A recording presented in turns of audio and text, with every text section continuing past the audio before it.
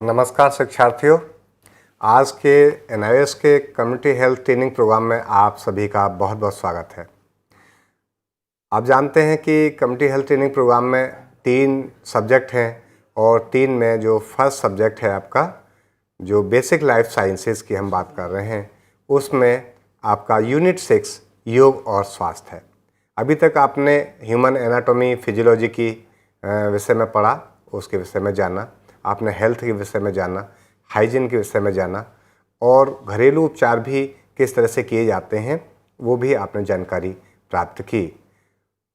Food के विषय में भी कि किस तरह का जो फूड है वो चाहिए लोगों को, जिससे वो स्वस्थ रह सकें, जिससे वो ठीक रह सकें, तो वो जानकारी भी आपने प्राप्त की। इसी मॉड्यूल के अंतर्गत यूनिट 6 में स्वास्थ्य के साथ योग को रिलेट किया गया है, यानी कि स्वास्थ्य सभी चाहते हैं, स्वस्थ रहना हर व्यक्ति चाहता है। तो स्वस्थ रहने के लिए क्या योग का कोई योगदान हो सकता है? बिल्कुल हो सकता है, क्योंकि आज योग को लेकर के सभी उत्साहित हैं। यहाँ तक कि चिकित्सक भी अपनी चिकित्सा करते वक्त जो भी पेशेंट को वो मेडिसिन देते हैं उसके साथ में कई बार कुछ एक्सरसाइजेज जो योग से संबंधित हैं या योगासन है या प्राणायाम है वो भी डॉक्टर्स जो हैं वो बताने लगे हैं। तो निश्चित रूप से हम कह सकते हैं कि योग का अपना एक महत्व है और स्वास्थ्य में महत्वपूर्ण भूमिका योग निभाता है। और इस टॉपिक के लिए आज हमारे साथ मौजूद हैं डॉक्टर निधि गर्ग, फिजिशियन। मैं उनका बहुत बहुत स्वागत करता हूं स्टूडियो में। बहुत बहुत स्वागत है मैम आपका। तो आपको योग और स्वास्थ्य के विषय में पूरी जानकारी मिलेगी। जो थ्योरेटिकल जो पार्ट है इसका प्रॉपर आपको बताया जाएगा। वैसे प्रैक्टिकल की जो जानकारी है योग से संबंधित कि कौन कौन से आसन करने चाहिए, कैसे करने चाहिए, कैसी सावधानी रखनी चाहिए, वो आपको प्रैक्टिकल ट्रेनिंग के माध्यम से भी प्राप्त होगी। यहाँ हम थ्योरी के इस यूनिट 6 की बात करते हैं, योग और स्वास्थ्य की। तो डॉक्टर निधि जी, आप इस टॉपिक के विषय में ये जो हमारे शिक्षार्थी हैं, जो विशेष रूप से इनको हम ट्रेनर्स कहते हैं, हेल्थ वर्कर्स के ट्रेनर्स हैं, तो इनको प्रॉपर योग के माध्यम से भी ये फर्स्ट एड दे सकें। आपातकालीन स्थिति में भी कुछ क्या हम इसमें कुछ कर सकते हैं और भी स्वास्थ्य को लेकर के हम और क्या बातचीत कर सकते हैं योग के साथ, इसके बारे में इनको बताएं। नमस्कार शिक्षार्थियों, जैसा कि सर ने आज बताया कि हम योग और स्वास्थ्य के विषय में जानेंगे, तो आइए योग और स्वास्थ्य के बारे में थोड़ी सी चर्चा करते हैं कि योग क्या है और इसका स्वास्थ्य के साथ क्या संबंध है। आइए सबसे पहले जानेंगे हम योग के बारे में कि योग क्या है, क्योंकि आजकल सबसे ज़्यादा क्रेज़ लोगों में योग का है। हर कोई अपने तरीके से योग कर रहा है। योग शब्द का सामान्य अर्थ है जोड़ना, जुड़ना, मिलना, युक्त होना आदि। संस्कृत में योग शब्द की उत्पत्ति युज धातु से मानी गई है, जिसका अर्थ है स्वयं के साथ मिलन या स्वयं को स्वयं के साथ जोड़ना। शरीर का मन से, मन का आत्मा से और आत्मा का परमात्मा से जुड़ना योग कहलाता है। आइए जानते हैं योग की कुछ मुख्य परिभाषाएं जो विभिन्न महर्षियों के द्वारा दी गई हैं। सबसे पहले जानते हैं महर्षि पतंजलि ने क्या कहा है। अथ योग अनुशासनम, अर्थात योग अनुशासन का वह विज्ञान है जो शरीर, मन तथा आत्मशक्ति का सर्वांगीण विकास करता है। यह परिभाषा उन्होंने जब योग दर्शन शास्त्र लिखा था तब उन्होंने सबसे पहले इसकी शुरुआत की है। अथ योग अनुशासनम, अर्थात योग अनुशासन का वह विज्ञान है जो शरीर, मन तथा आत्मिक शक्ति का सर्वांगीण अर्थात संपूर्ण विकास करता है। वहीं दूसरी जगह उन्होंने कहा है योगश्चित्त वृत्ति निरोधा, अर्थात योग किसे कहते हैं, जब चित्त की वृत्तियों पर निरोध अर्थात अंकुश लग जाए तो उस स्थिति को हम योग कहते हैं। गीता के अनुसार योगः कर्मसु कौशलम, अर्थात जब आप किसी कर्म को कुशलतापूर्वक अर्थात कौशल से करते हैं तो वह भी योग है। और दूसरा गीता में कहा गया है समत्वम योग उच्यते, अर्थात जब आप किसी समत्व समता की स्थिति में रहते हैं, सुख या दुख का आपको अनुभव नहीं होता है, किसी के साथ ईर्ष्या द्वेष आपको नहीं है, तो उस स्थिति को भी हम योग कहते हैं। आइए अब जानते हैं अष्टांग योग। योग की सबसे बड़ी खासियत है कि इसमें 8 अंग होते हैं जिसे हम अष्टांग योग कहते हैं। तो इसके क्या क्या सीढ़ियाँ या सोपान हैं, आइए हम जानते हैं। इसमें 8 हैं जिसको हम अष्टांग योग बोलते हैं। यम, नियम, आसन, प्राणायाम, प्रत्याहार, धारणा, ध्यान, समाधि। एक एक करके हम जानते जाएंगे कि यम क्या है, नियम क्या है। सबसे पहले होता है यम, संयम और अनुशासन।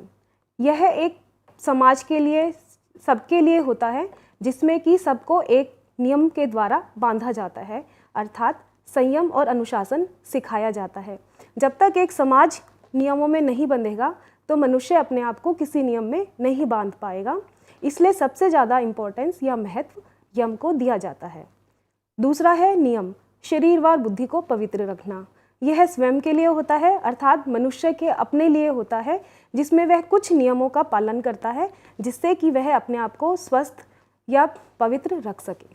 तीसरा है आसन, शरीर में स्थिरता और सुख की स्थिति, अर्थात एक ऐसी स्थिति जिसमें व्यक्ति स्थिरता पूर्वक और सुख पूर्वक काफ़ी देर तक बैठ सके। चौथा है प्राणायाम, जिसमें श्वासों पर संयम करना सिखाया जाता है या हम श्वासों पर संयम करना सीखते हैं, क्योंकि जितनी हमारी श्वास चलती हैं उतना ही हमारा मन चलता है। जैसे जैसे अगर हम श्वास पर नियंत्रण प्राप्त करते जाएंगे तो हम अपने मन पर भी नियंत्रण प्राप्त करते जाएंगे। पांचवा सोपान होता है प्रत्याहार, अर्थात अपने दोषों को दूर करना, कि जो आपके इंद्रियों के दोष हैं उनको आप दूर करें। यह प्रत्याहार में हम सीखते हैं। छठा सोपान है धारणा, अर्थात चित्त को ध्येय में लगाना, अपने आप को एक ऐसे साधना में लगाना जिसमें हम थोड़ी देर के लिए ध्यान में बैठ सकें। सातवां सोपान है ध्यान, चित्त का एकाग्र होना ध्यान कहलाता है, अर्थात जो धारणा या जिसमें हमने चित्त को ध्येय में लगाया था वहाँ पर चित्त का एकाग्र अर्थात कंसंट्रेटेड हो रहा है, उस चीज़ को हम ध्यान कहते हैं। आठवां और आखिरी सोपान है समाधि, जहाँ पर आपका चित्त स्थिर हो जाए, जहाँ पर आप एक जगह पर काफ़ी देर तक टिक पाएँ, उस स्थिति को हम समाधि कहते हैं। सबसे पहले हम यम के विषय में जानते हैं। यम, जैसा कि हमने देखा कि संयम और अनुशासन को हम यम कहते हैं। यह एक समाज के लिए होता है जिसमें हम उनको एक नियम में बांध देते हैं। यम 5 प्रकार के होते हैं, या इसके हम बोल सकते हैं कि 5 प्रकार हैं: अहिंसा, सत्य, अस्तेय, ब्रह्मचर्य और अपरिग्रह। सबसे पहला है अहिंसा, अर्थात मन, वचन और कर्म से किसी भी प्राणी को कोई कष्ट ना देना। यदि हम किसी को बुरा बोलते हैं, गाली देते हैं, तो यह मानसिक हिंसा होती है, जिससे कि हमें नहीं करना चाहिए। दूसरा है सत्य, अर्थात किसी भी विषय को बोलने से पहले हमें उसको पूरा परखना चाहिए। जो आपकी आंखें देखें, जिसको आप सही से देखें वही आप बताएं, उसे हम सत्य कहते हैं। सत्य बोलने वाला अभ्यासी किसी से डरता नहीं है और किसी से परवाह नहीं करता है। अस्तेय, अर्थात चोरी ना करना। यदि हमने किसी की भी चीज़ पूछे बिना इस्तेमाल करी है तो वह चोरी कहलाएगा, चाहे वह मन, वचन और कर्म से की गई है। अगर हम किसी की परमिशन के बिना कोई चीज़ प्रयोग में लाते हैं तो वह स्तेय कहलाता है। अगर हम किसी से पूछकर उसकी आज्ञा प्राप्त करके वह चीज़ का इस्तेमाल करते हैं, प्रयोग करते हैं, तो इसे हम अस्तेय कहते हैं। इससे दोनों को फ़ायदा रहता है कि जिससे हमने पूछा है उसको भी अच्छा लगता है और हमें भी मन में कोई ग्लानि भाव नहीं रहता है। ब्रह्मचर्य, ब्रह्मचर्य का अर्थ है कि अपने इंद्रियों को नियंत्रण में रखना, अर्थात उन पे हर प्रकार का अंकुश लगाना कि जो आपको चीज़ आपके मतलब की नहीं है उनसे अपने आप को दूर रखना। अपरिग्रह, अर्थात संचय ना करना। जो एक अभ्यासी है जिसको ईश्वर में विश्वास है, वह कभी भी चीज़ों को संचित करके या भंडार करके नहीं रखता है, क्योंकि उसे विश्वास होता है कि ईश्वर के द्वारा उसे कभी भी किसी चीज़ की कोई कमी नहीं रहेगी। दूसरा सोपान है नियम, अर्थात स्वयं के लिए पवित्रता या बुद्धि का प्रयोग करना, कि जिसमें हम अपने आप को पूर्णतः स्वस्थ या पवित्र करते हैं।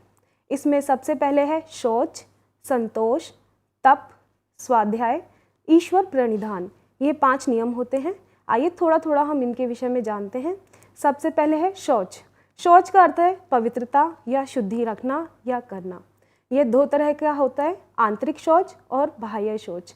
बाह्य शौच में हम जब शरीर की शुद्धि करते हैं उसे हम बाह्य शौच कहते हैं, जैसे अपने आप को पोंछना, नहाना, स्नान करना या अपने आप में सुगंधित पदार्थों का प्रयोग करना, वह बाह्य शौच है। आंतरिक शौच का है जब हम अपने मन की पवित्रता हम अपने मन को पवित्र करते हैं, विचारों को शुद्ध करते हैं, तो वह आंतरिक शौच कहलाता है।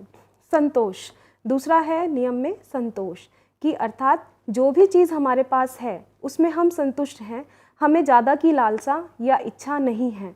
अर्थात जैसा भी है ठीक है, हम सुख दुख सब में एक समान है।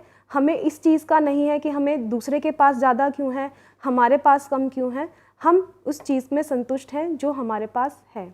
तीसरा इस नियम है तप, अर्थात अपने आप को, अपनी इंद्रियों को तपाना या तपस्या करना या किसी चीज़ के लिए प्रेरित करना। स्वाध्याय, अच्छी चीज़ों को पढ़ना स्वाध्याय कहलाता है। यह आपका चौथा नियम है। स्वाध्याय जैसा कि नाम से ही आप जान सकते हैं, स्व अध्याय कि अध्ययन करना, अच्छी अच्छी किताबों को आप पढ़िए, अच्छे अच्छे विचारों को जानिए, तो यह सब स्वाध्याय में आते हैं।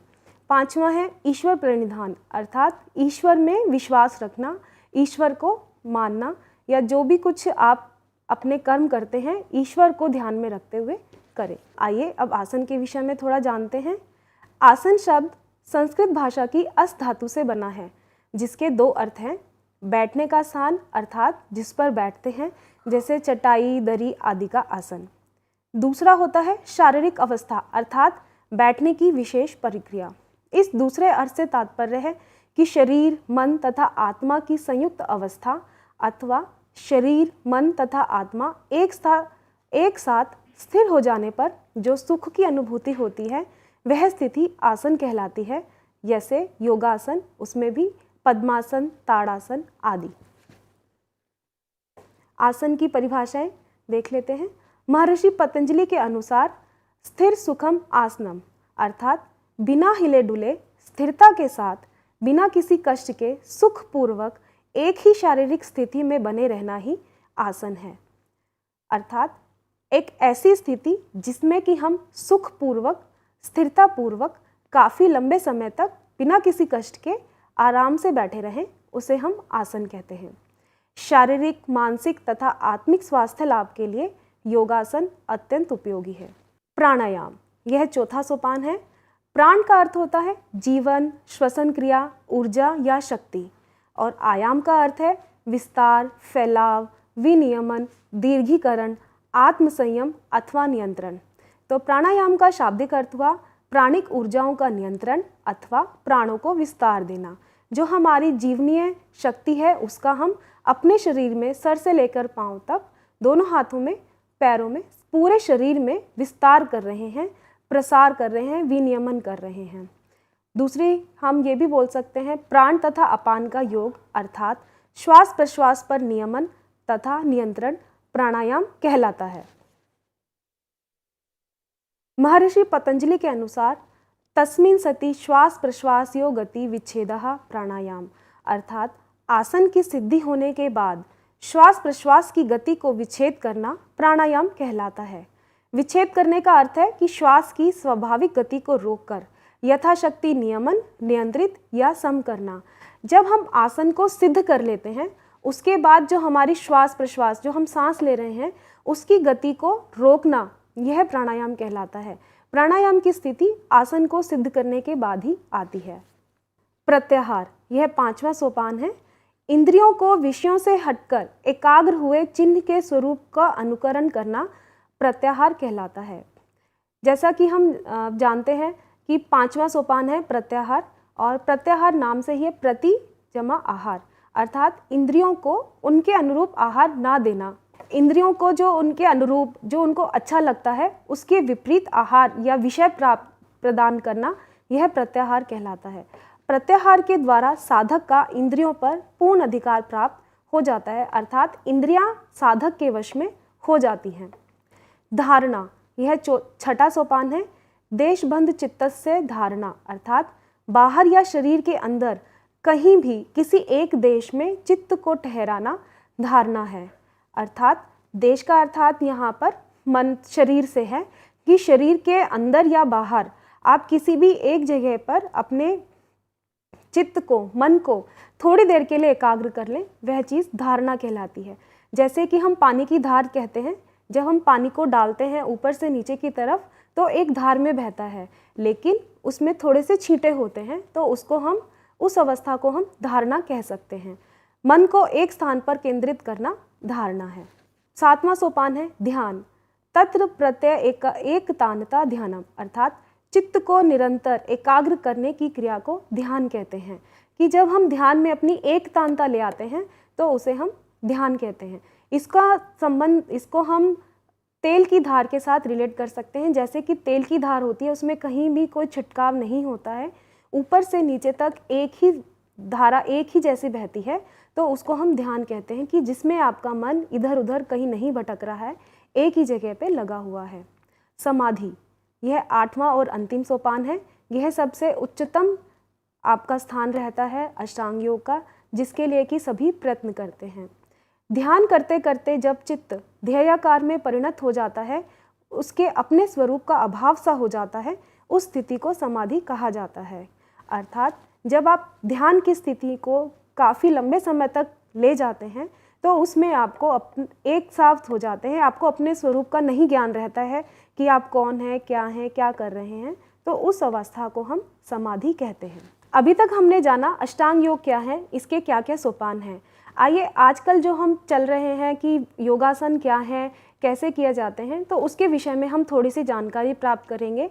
एक जन स्वास्थ्य कार्यकर्ता होने के नाते आपको पता होना चाहिए कि आसन क्या है, कितने प्रकार के हैं, किन किन लोगों को कौन कौन से आसन कराने हैं, किन किन अवस्थाओं में कराने चाहिए, क्या क्या सावधानियां लेनी चाहिए, क्या क्या सावधानियां बरतनी चाहिए, आप कैसे लोगों को जागरूक करेंगे स्वास्थ्य के बारे में, योग के बारे में, तो उसके विषय में अब हम थोड़ी सी जानकारी प्राप्त करेंगे। सबसे पहले देखते हैं कि आसन के प्रकार कितने हैं। आसन के प्रकार, घेरन संहिता के अनुसार आसनानि समस्तानि यावन्तो जीव जंतवः चतुर्शीति लक्षानि शिवेन अभिहिलानि च तेषां मध्ये विशिष्टानि षोडशोनम शतम कृतम तेषां मध्ये मर्त्यलोके 32 आसन शुभम। अर्थात संसार में जितने जीवों की योनियां हैं उतने ही आसन हैं। जीव योनियां 84 लाख मानी गई हैं, अतः आसन भी उतने ही माने गए हैं। इनमें से 84 आसन श्रेष्ठ माने गए हैं। इनमें भी 32 आसन अति विशिष्ट और अधिक शुभ समझने चाहिए। सबसे पहले जानते हैं बैठकर किए जाने वाले आसन कौन कौन से हैं। सिद्धासन, पद्मासन, वज्रासन, गोमुखासन, पश्चिमोत्तानासन, उष्ट्रासन, सिंहासन, कुक्कुटासन आदि, ये सब बैठकर किए जाने वाले आसन हैं। जैसा कि आप चित्र में भी देख सकते हैं कुछ आसन जो बैठकर किए जा रहे हैं। इन सब का आप प्रैक्टिकल में देखेंगे कि कैसे करते हैं, क्या क्या इनकी स्थितियां हैं, कैसे ये किए जाने चाहिए। खड़े होकर किए जाने वाले आसन कुछ हैं, जैसे गरुड़ासन, ताड़ासन, वृक्षासन, नटराज आसन, चंद्रासन, उत्कट आसन, त्रिकोणासन, वीरभद्रासन आदि। पीठ के बल लेटकर किए जाने वाले आसन हैं उत्तान पादासन, सर्वांगासन, हलासन, कर्ण पीड़ासन, पवन मुक्तासन, सुप्त वज्रासन, शवासन, बालासन आदि। पेट के बल लेटकर करने वाले आसन हैं भुजंगासन, धनुरासन, मकरासन, शलभासन, नौकासन, त्रियक भुजंगासन, सर्पासन आदि। आसन के लाभ क्या होते हैं, आप कैसे किसी व्यक्ति को प्रेरित करेंगे कि उन्हें आसन करने चाहिए, तो हम जान लेते हैं कि आसन के लाभ। योगासन के द्वारा शारीरिक ढांचे अर्थात जो आपका शरीर है वह उसमें अंतर्निहित संपूर्ण मांसपेशियों का व्यायाम होता है। आपको अलग से व्यायाम करने की ज़रूरत नहीं है। यदि आप योगासन कर रहे हैं तो आपके संपूर्ण शरीर का, संपूर्ण मांसपेशियों का स्वतः ही व्यायाम हो जाता है। इससे शरीर सुंदर, स्वस्थ, सुडौल तथा मनोहर बन जाता है।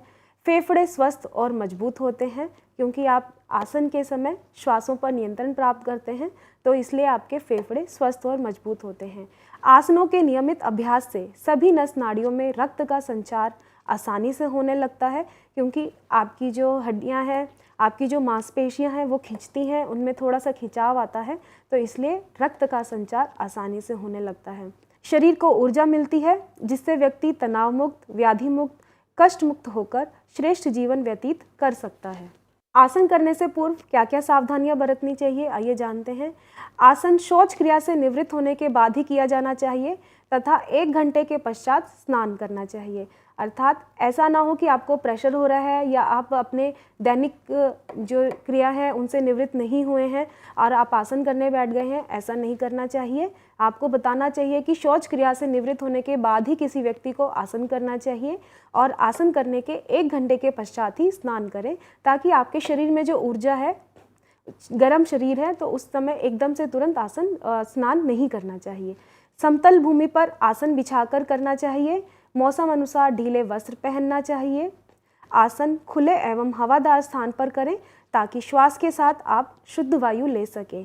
आजकल जैसे आप देख रहे हैं कि एक छोटे से कमरे में काफ़ी सारे लोग बैठे होते हैं और एसी चलाकर आसन किया जाता है, तो उसमें आप पूर्ण स्वास्थ्य लाभ प्राप्त नहीं कर सकते हैं।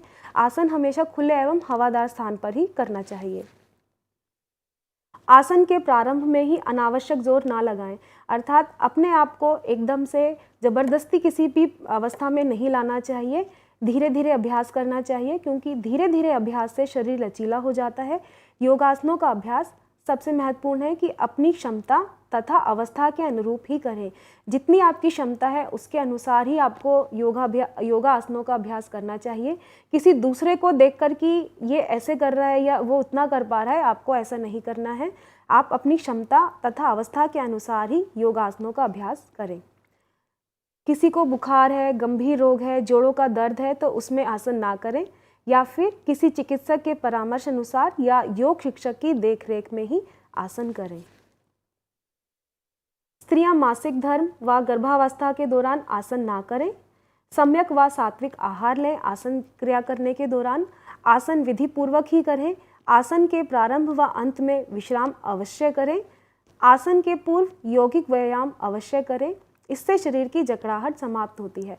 यहाँ पे यौगिक व्यायाम से हम मान सकते हैं कि जो वार्म अप एक्सरसाइजेज हैं या जो थोड़े से सूक्ष्म व्यायाम हम योगासन करने से पूर्व बताते हैं, वह हमें अवश्य करना चाहिए। योगासनों का महत्व क्या है कि जैसे स्नान शरीर को निर्मल करता है, वैसे ही आसन मन को निर्मल करते हैं। संपूर्ण शरीर में ऊर्जा का संचार होता है। शरीर की अस्थिरता एवं आलस्य दूर होता है।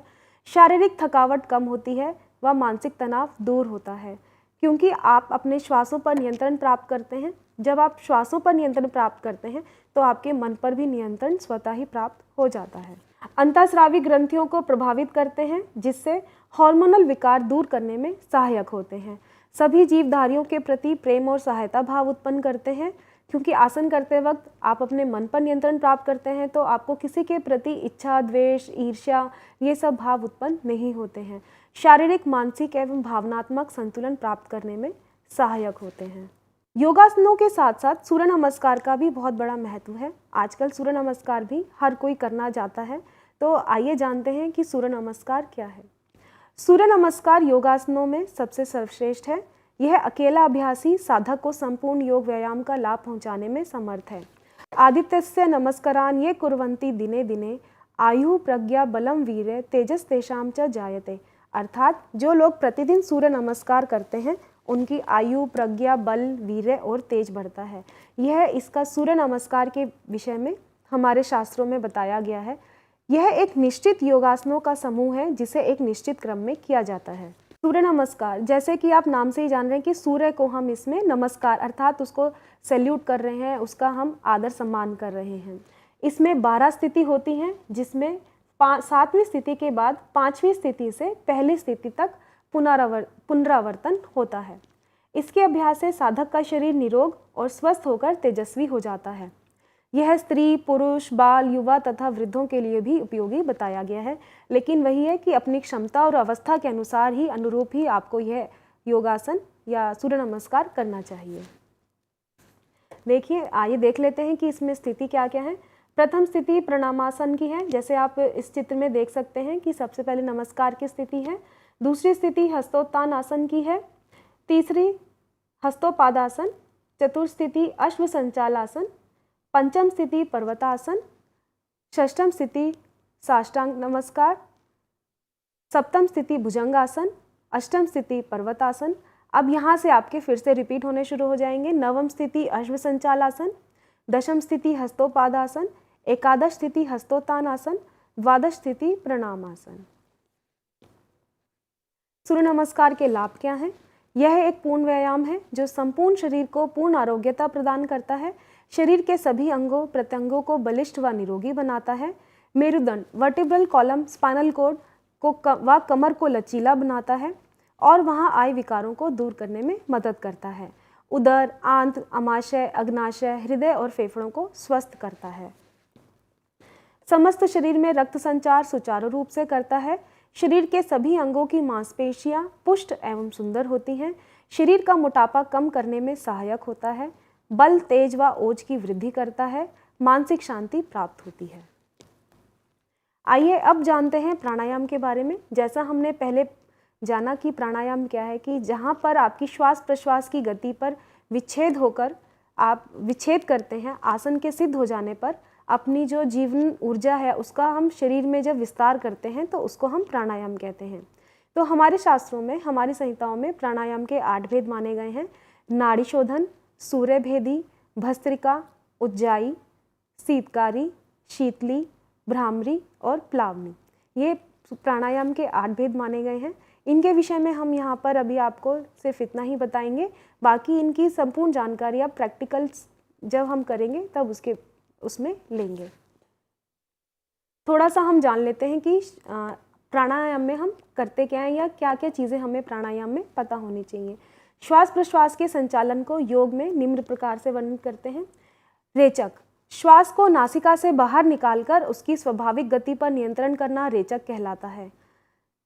जब हम श्वास छोड़ लेते हैं तो उसको, जब हम जहाँ पर है रोक लेते हैं तो उसको हम रेचक कहते हैं।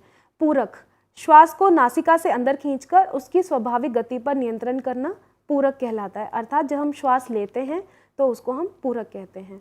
कुंभक, श्वास प्रश्वास दोनों गतियों पर नियंत्रण से प्राण को जहाँ का तहाँ रोक देना कुंभक कहलाता है। अर्थात यदि हम सांस ले रहे हैं, सांस लेने के बाद उसको हम अंदर ही रोक लेते हैं तो हम उसे कुंभक कहते हैं, या फिर अगर हम श्वास छोड़कर उसको बाहर ही रोक देते हैं तो वह बाह्य कुंभक कहलाता है। अब हमें प्राणायाम करते समय क्या क्या सावधानियां बरतनी चाहिए, क्या क्या सावधानियां अपने साधकों को बतानी चाहिए, ये हम जान लेते हैं। प्राणायाम से पहले अपनी नासिकाओं को अच्छी तरह से साफ कर लें। पद्मासन, सुखासन, स्वस्तिकासन, वज्रासन आदि किसी भी ध्यानात्मक आसन में बैठें। स्थिरता पूर्वक मेरुदंड को सीधा रखें और सुखपूर्वक पूरे आत्मविश्वास के साथ बैठें। प्राणायाम का चयन अपनी शारीरिक परिस्थिति के अनुसार करें। जो प्राणायाम शरीर में गर्मी उत्पन्न करते हैं उन्हें गर्मियों में, और जो शीतलता लाते हैं उन्हें सर्दियों में ना करें। अभ्यास करने वाली जगह शुद्ध, स्वच्छ और शोर शराबे से रहित हो। मूत्रादि के वेग में इसे नहीं करना चाहिए। हमेशा वेगों से निवृत्त होकर करना चाहिए। दमा, उच्च रक्तचाप तथा हृदय रोग से पीड़ित रोगी अपनी अपनी सीमाओं व क्षमताओं का ध्यान रखते हुए योग शिक्षक के मार्गदर्शन में ही प्राणायाम करें। भोजन करने के तुरंत बाद कभी भी प्राणायाम का अभ्यास नहीं करना चाहिए। प्राणायाम के लाभ क्या हैं? यह दीर्घायु प्रदान करता है, मन की चंचलता दूर होती है, तनाव, चिंता से मुक्ति मिलती है, शरीर में तेज, बल और ओज को बढ़ाता है। इसका अभ्यास सभी प्रकार के विषय विकारों जैसे काम, क्रोध, लोभ, मोह, इच्छा, द्वेष आदि से दूर करता है। बुढ़ापा दूर होता है, शरीर की रोग प्रतिरोधक क्षमता बढ़ती है, कब्ज, अपच एवं पाचन संबंधी सभी समस्याओं से छुटकारा मिलता है। सबसे महत्वपूर्ण क्या है? प्राणायाम के अभ्यास से फेफड़ों की क्षमता बढ़ती है तथा अधिकतम वायु संचार करने में फेफड़े सक्षम होते हैं। तो शिक्षार्थियों, आज हमने योग और स्वास्थ्य के विषय में जाना कि योग क्या है, किसे कहते हैं, योग में अष्टांग योग क्या है, आसन क्या है, प्राणायाम क्या है, इनको करते समय किन किन सावधानियों को बरतना चाहिए, इनके क्या लाभ हैं, कौन कौन लोग इन्हें कर सकते हैं। तो ये जब चीज़ें आपको ध्यान में रखते हुए अन्य लोगों को बतानी चाहिए, व समझानी चाहिए कि वो ज़्यादा से ज़्यादा इन चीज़ों को करें और ताकि स्वास्थ्य का लाभ प्राप्त करें। धन्यवाद।